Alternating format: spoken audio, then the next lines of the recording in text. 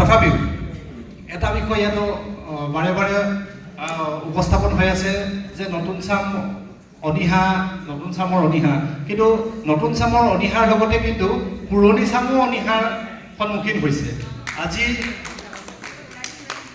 আমি বিভিন্ন জোনৰ লগতে আমাৰ নিজৰ জোনৰে আমি অনুভৱ কৰিছোঁ, আমাৰ জোনৰ বিভিন্ন মহাবিদ্যালয়বোৰ কিন্তু যিসকল পুৰণা সমূহ সদস্য হিচাপে থাকিব লাগিছিলে তেওঁলোকে কিন্তু আজি উপস্থিত নাই। লগতে বাৰ্ষিক বৰঙণিও তেখেতলোকে কিছুমানে যদি তেওঁলোকৰ 20 জন আছে 18 জনে দিছে, যদি তেওঁলোকৰ 15 জন আছে 10 জনে দিছে, তেনেকুৱা ধৰণৰ হৈছে। কাৰণ তেওঁলোক নতুন নহয়, তেওঁলোক পুৰণি।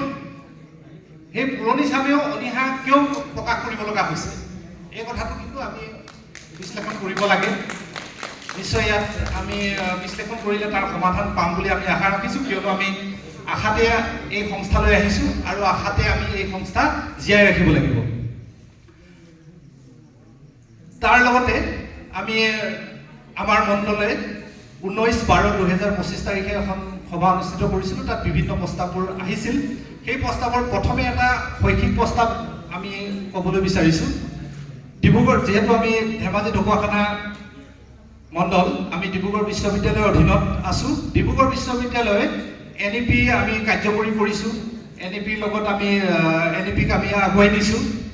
NEPৰ যেতিয়া পৰীক্ষাবোৰ অনুষ্ঠিত কৰিবলৈ গৈছে বিশ্ববিদ্যালয়ে, ডিব্ৰুগড় বিশ্ববিদ্যালয়ে, প্ৰথম তেওঁলোকে এটা মানে কনফিডেন্সিয়েল, যিটো পৰীক্ষা মানে এটা কনফিডেন্সিয়েল ব্যৱস্থা, এই কনফিডেন্সিয়েল ব্যৱস্থাটোত কি কৰে তেখেতলোকে, যিখন প্ৰগ্ৰেম দিয়ে ছেমিষ্টাৰ প্ৰগ্ৰেম, সেই প্ৰগ্ৰেমখনতে তেওঁলোকে তলত, প্ৰগ্ৰেমখনটো এটা ৰাজহুৱা বস্তু, কাৰণ এইটো পেপাৰত পাব্লিছ হয়, প্ৰত্যেকজন ষ্টুডেণ্টে তেওঁলোকক দিব লাগিব, আমি পায়, তেওঁলোকে অনলাইনত পায়। কিন্তু সেই প্ৰগ্ৰেমখনৰ তলতে তেওঁলোকে লিখি দিয়ে যে VSC, AEC, JEE আৰু AEC পেপাৰসমূহ কলেজতে চাব।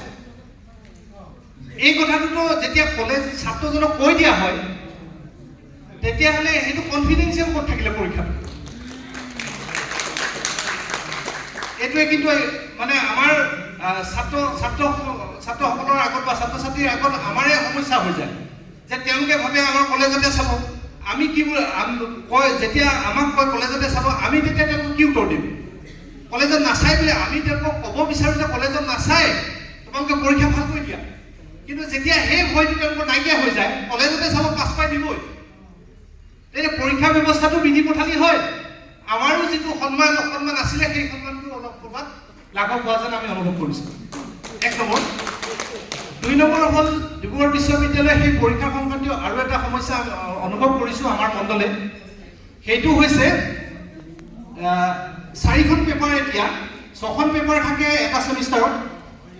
সেই 6খন পেপাৰ মেজৰ আৰু মাইনৰ বাহিৰে JEE, VSC, AEC আৰু SEC, এই 4খন পেপাৰৰ SECৰ প্ৰশ্ন কাকতো আমি কলেজবিলাকে কাটিব লাগে, পৰীক্ষাও পাতিব লাগে আৰু পঢ়িও নিজে চাব লাগে, কিন্তু উইদাউট ৰেমুনাৰেশ্যন। কিন্তু সেই প্ৰগ্ৰেমখনৰ তলতে লিখা থাকে, যেনেকৈ কলেজতে চাব লাগিব, তাতে লিখা থাকে নন ৰেমুনাৰেটিভ মানে স্কুটি বা non remunerative evaluation by the college. পৰীক্ষা ফিজটো কিন্তু সম্পূৰ্ণৰূপে তেওঁলোকে লয়। সেইকাৰণে 6খন পেপাৰৰ মাত্ৰ মেজৰ আৰু মাইনৰ আমি জোনলৈ পঠাব লাগে,